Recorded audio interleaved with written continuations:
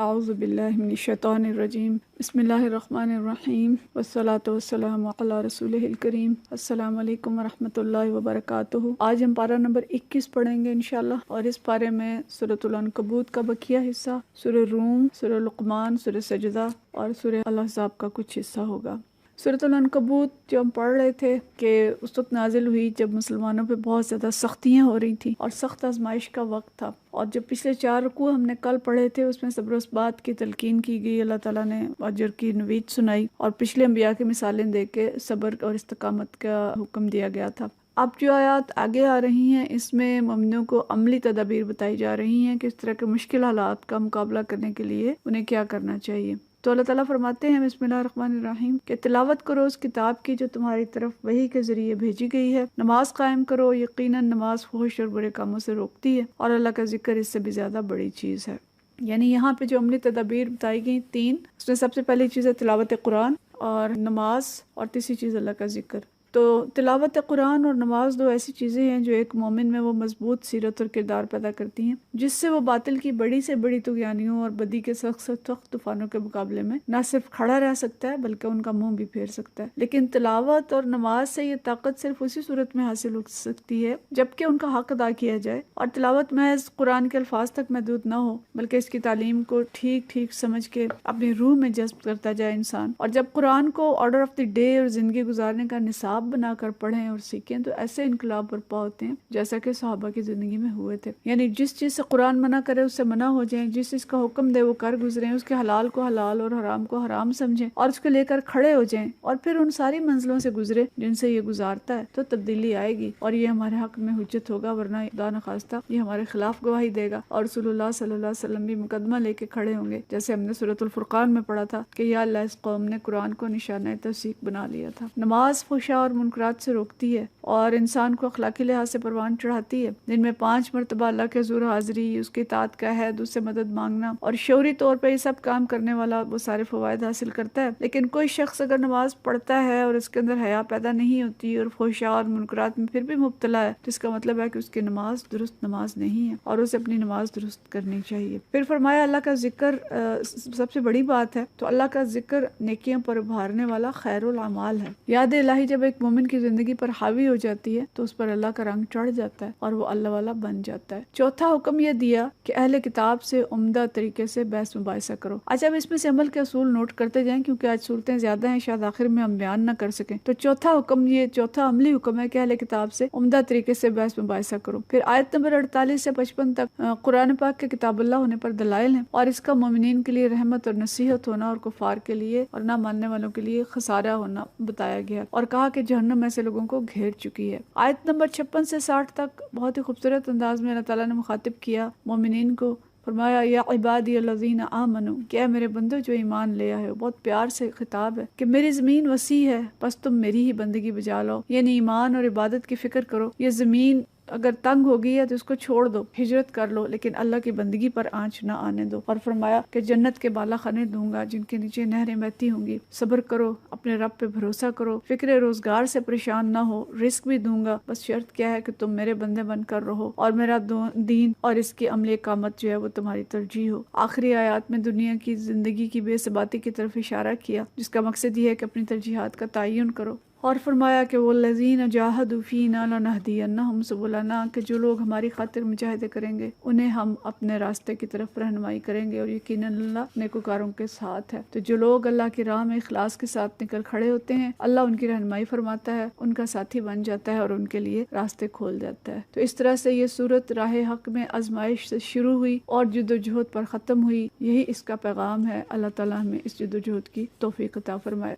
اگلی سورت سورہ روم ہے۔ یہ سورت اس وقت نازل ہوئی جب ایک جانب مکہ میں مسلمانوں پر ظلم ہو رہے تھے اور دوسری جانب عیسائی آتش پرست ایرانیوں سے مغلوب تھے اور وہ ایرانی فتح پہ فتح حاصل کرتے چلے جا رہے تھے۔ تو سخت مشکل حالات تھے، لیکن اللہ تعالیٰ نے ان مشکل حالات میں دونوں کو غلبے کی بشارت دی کہ ایک وقت آئے گا 10 سال کے اندر اندر، جس کی تشریح کی ہے علماء نے، کہ جب عیسائی بھی فتح پائیں گے اور مسلمان جو ہیں یہ بھی فتح پائیں گے۔ آیت نمبر 1 تا 7 میں اس کی طرف اشارہ کیا کہ انسان اپنی سطح بینی کی وجہ سے وہی کچھ دیکھتا ہے جو آنکھوں کے سامنے ہوتا ہے، لیکن اس ظاہر کے پیچھے جو پردہ ہے، پردے کے پیچھے اسے خبر نہیں کہ آگے کیا ہے، یعنی آخرت کو بھی فراموش کر دیتا ہے اور آنے والے وقت کا بھی اس کو پتہ نہیں ہے، اس لیے انسان بعض اوقات غلط فیصلے کر لیتا ہے۔ تو اگلے 3 رکوعات میں مسلسل مختلف دلائل سے یہ سمجھانے کی کوشش کی گئی ہے کہ آخرت ممکن بھی ہے، معقول بھی ہے اور اس کی ضرورت بھی ہے، لہٰذا انسان اپنی زندگی فکر آخرت پر استوار کرے، ورنہ وہی غلطی ہوگی جو صرف ظاہر کو دیکھنے کے بعد انسان فیصلہ کرتا ہے اور دھوکا کھاتا ہے۔ پھر انسان کی تخلیق، سابقہ اقوام کا انجام جو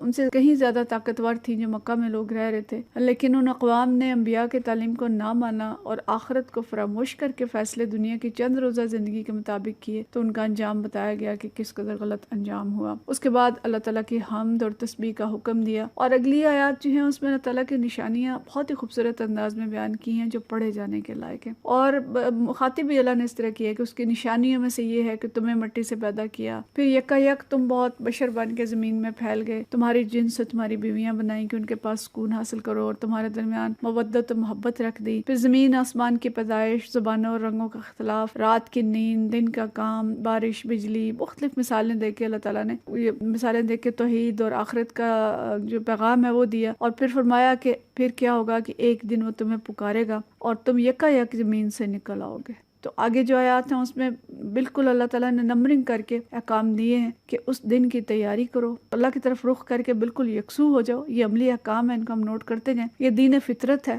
اور اللہ نے تمہیں اسی لیے کسی کے لیے پیدا کیا ہے، جس اللہ نے پیدا کی ہے اسی کی بندگی کرنا انسان کی فطرت ہے، اور یہی دین اسلام ہے، اس پہ قائم ہو جاؤ۔ اللہ سے ڈرو، نماز قائم کرو، مشرکین کی طرح نہ ہو جاؤ اور ٹکڑوں اور گروہوں میں نہ بٹو۔ پھر اگلا حکم ہے کہ شکر گزار بنو، تکبر نہ کرو، نعمتوں پہ پھول نہ جاؤ، مصیبتوں میں مایوس نہ ہو جاؤ، اور اس سب کے ساتھ ساتھ رشتہ داروں کو ان کا حق دو، مسافر کو ان کا حق دو، یعنی اللہ کے حقوق کے ساتھ ساتھ انسانوں کے حقوق بھی ادا کرو۔ اور پھر فرمایا کہ یہی لوگ فلاح پانے والے ہیں۔ اور ایک بڑی پیاری بات آگے کی کہ سود نہ کھاؤ، سود سے مال نہیں بڑھتا، مال تو زکوٰۃ دینے سے بڑھتا ہے۔ یہ ایک ایسا جملہ ہے، ایسی آیت ہے کہ اس پہ کتابیں لکھی جا سکتی ہیں۔ اس پہ غور کریں کہ سود سے مال نہیں بڑھتا، زکوٰۃ سے بڑھتا ہے۔ کیسے بڑھتا ہے اس پہ خود سوچیں اور اس کے نکات نکالیں۔ پھر اللہ فرماتا ہے کہ خشکی اور تری میں انسانوں کے ہاتھوں فساد برپا ہو گیا ہے، تم شرک نہ کرو اور اپنا رخ مضبوطی کے ساتھ اس دین پر جما دو۔ یعنی فساد سے بچنے کا یہی راستہ ہے کہ یہ دین اسلام ہی ہے جو فساد سے بچا سکتا ہے۔ اور شاید یہ آیت آج کے حالات کے لیے ہی ہے کہ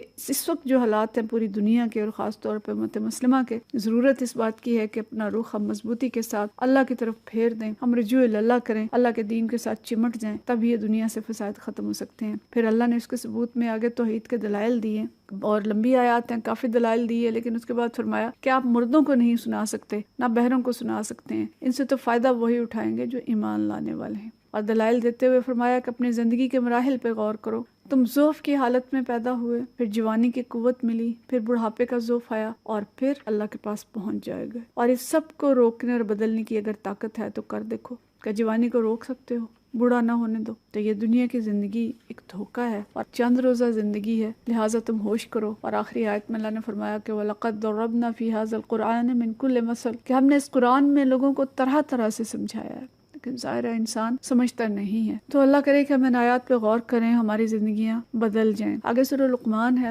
سورہ لقمان مکی سورت ہے، اور اس میں حکیم لقمان کا ذکر ہے۔ ابتدائی آیات 1 سے 5 میں اللہ تعالیٰ کتاب اللہ کا تعارف کراتے ہیں اور کتاب سے فائدہ اٹھانے والوں کی صفات بیان کی گئی ہیں کہ یہ لوگ جو نماز پڑھتے ہیں، فکر آخرت رکھتے ہیں، اللہ کے راستے میں خرچ کرتے ہیں، وہی اس کتاب سے فائدہ اٹھائیں گے۔ آیت نمبر 6 اور 7 میں اس کے بالمقابل دوسرے رویے جو ہیں وہ پیش کیے گئے ہیں کہ ایک تو وہ لوگ ہیں جو کتاب سے فائدہ اٹھاتے ہیں، اور دوسرے کون لوگ ہیں کہ جو کلام اللہ کی بجائے لہو الحدیث میں گم ہو جاتے ہیں اور دوسروں کو بھی گمراہ کرتے ہیں اور خود بھی گمراہ ہوتے ہیں۔ تو لہو الحدیث کیا ہے؟ ہر بری بات، فضول بات، قصہ گوئی، افسانے، بے مقصد ڈرامے، موسیقی، یہ جتنی چیزیں انسان کو اپنے اندر مصروف کر کے غافل کر دیتی ہیں، یہ سب لہو الحدیث میں شامل ہے۔ پھر دوسری بات یہ ہے کہ اللہ کی آیات کو تکبر سے نظر انداز کرتے ہیں، دعوت کو مذاق میں اڑا دیتے ہیں، تو ایسے لوگوں کے لیے سخت عذاب ہے۔ پھر حضرت لقمان کا ذکر ہے کہ اللہ تعالیٰ نے انہیں حکمت سکھائی کہ اللہ کے شکر گزار ہوں۔ انہوں نے اپنے بیٹے کو جو نصیحتیں کی ان کی طرف اللہ نے متوجہ کیا ہے، اور یہ کم و بیش وہی ہیں جو ہم پیچھے پڑھ چکے ہیں کہ شرک نہ کرنا، والدین کا حق پہچاننا۔ ماں بہت مشقت اٹھا کے تمہیں پیدا کرتی ہے، دودھ پلاتی ہے، لیکن اگر وہ شرک شرک پہ مجبور کریں تو ان کی بات نہ ماننا، اور اللہ سے ڈرو اور نماز قائم کرو، امر بالمعروف اور نہی عن المنکر کرو، مصیبت میں صبر کرو، تکبر نہ کرو، لوگوں سے منہ پھیر کے بات نہ کرو۔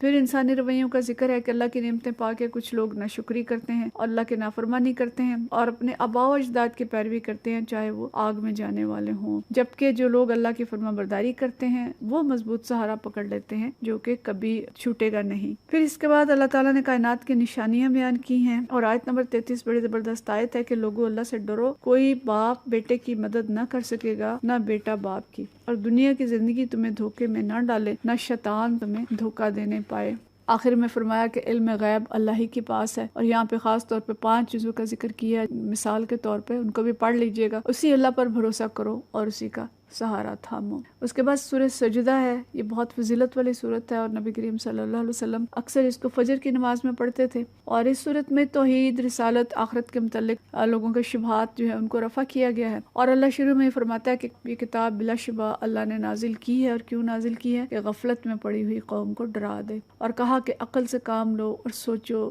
زمین آسمان کے نظام پہ غور کرو، اپنی پیدائش پہ غور کرو کہ جس نے یہ سب کچھ بنایا ہے کیا وہ دوبارہ پیدا نہیں کر سکتا انسان کو؟ پھر اللہ تعالیٰ نے عالم آخرت کا نقشہ کھینچا ہے کہ اس دن کیا ہوگا کہ مجرم سر جھکائے کھڑے ہوں گے اور کہیں گے کہ اللہ واپس بھیج دے، لیکن اللہ کہے گا کہ تم دنیا میں ہماری ملاقات کو بھولے رہے، آج ہم تمہیں نظر انداز کرتے ہیں، اور اللہ کہتا ہے کہ میں دوزخ کو جنوں اور انسانوں سے بھر دوں گا۔ پھر مومنین کی کچھ صفات بتائی گئی ہیں، اور فرمایا کہ جنت میں انہیں وہ کچھ ملے گا جس کا کوئی تصور نہیں کر سکتا، اور فاسق لوگ دوزخ میں جائیں گے، اور یہ بھی کہا کہ میں دنیا میں چھوٹے چھوٹے عذاب بھیجتا ہوں تاکہ لوگ رجوع کریں، بڑے عذاب سے پہلے ڈر جائیں۔ پھر موسیٰ علیہ السلام کو کتاب دی گئی اور مثال دے کر کہا کہ یہ کتاب بھی اللہ کی طرف سے ہے، اور اب امامت اور پیشوائی ان کو ملے گی جو اس کتاب الہی کو مان لیں گے، اور آج اس کتاب کو نظر انداز کر کے ظاہر ہے کہ ہم ذلیل و خوار ہو رہے ہیں۔ پھر پچھلی تباہ شدہ قوموں اور بے آب و گیا زمین پر بارش کی مثال دے کے واضح کیا کہ قیامت ضرور آئے گی۔ آخر میں فرمایا کہ یہ لوگ آپ کا مذاق اڑاتے ہیں کہ فیصلہ کن فتح کب آئے گی، تو فرمایا کہ جب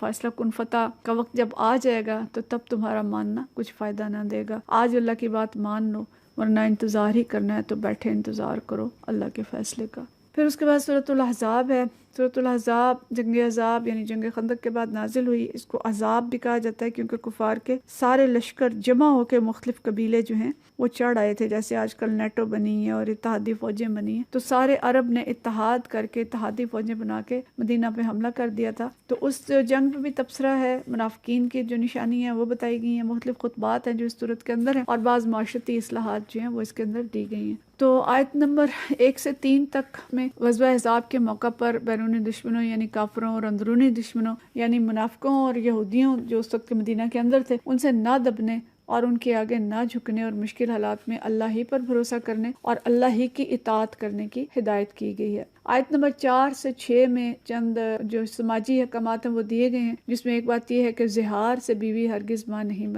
بن جاتی۔ جو کہہ دیتے نا تم میری ماں ہو، تو پہلے اس سے طلاق ہو جاتی تھی لیکن اس سے منع کیا۔ پھر دوسری بات یہ بتائی کہ منہ بولا بیٹا کبھی سگا بیٹا نہیں بن سکتا، اور منہ بولے بیٹوں کو سرپرست کی بجائے ان کے اصلی جو باپ ہیں ان کے نام سے پکارا جائے۔ اور پھر فرمایا کہ مومنین کے نزدیک اللہ کے نبی صلی اللہ علیہ وسلم ان کی جانوں سے زیادہ عزیز ہیں، اور آپ کی ازواج مطہرات مومنین کی مائیں ہیں۔ تو صحابہ کرام اور بعد دنیا میں بھی آنے والے مسلمانوں نے نبی کریم صلی اللہ علیہ وسلم پر ہمیشہ اپنی جان نچھاور کی ہے اور قیامت تک کرتے رہیں گے، لیکن اصلی چیز کیا ہے کہ آپ صلی اللہ علیہ وسلم کی اطاعت اور فرما برداری کی جائے۔ پھر آیت نمبر 7 تا 8 میں جو اگلا حصہ ہے اس میں بتایا گیا کہ تمام انبیاء سے اللہ تعالیٰ نے دعوت تبلیغ کا جو عہد و میثاق لیا تھا اور اس کا حق انہوں نے ادا کیا، تو اس کا مقصد یہ تھا کہ صادقین کو ان کی سچائی کی جزا دی جائے اور کافروں کو ان کی تکذیب کی سزا دی جائے۔ آیت نمبر 9 سے 21 تک منافقین کے کردار پر روشنی ڈالی ہے، اور منافقین جو جھوٹے بہانے بنا کے جنگ سے رخصت لے رہے تھے، اللہ تعالیٰ کے بارے میں بدگمانی سے کام لے رہے تھے اور کہہ رہے تھے کہ